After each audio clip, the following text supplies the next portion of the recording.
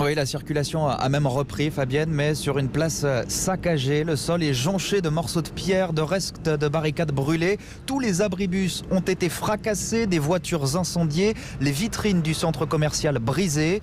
Un déchaînement de violence qui a commencé en fin de matinée quand les manifestants ont commencé à se rassembler pour un cortège autorisé.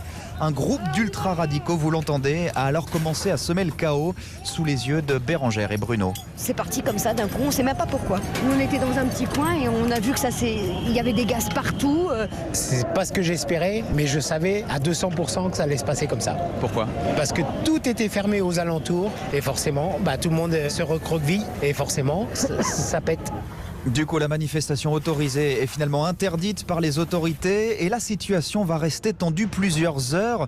Les affrontements se multiplient, les grenades de désencerclement répondent aux jets de pavés dans un nuage de gaz lacrymogène comme j'en ai rarement connu, Fabienne, et devant surtout l'incompréhension des manifestants pacifiques qui n'ont pas eu le droit de quitter la place. Moi j'aimerais me manifester surtout, c'était le but premier de notre venue à tous quoi.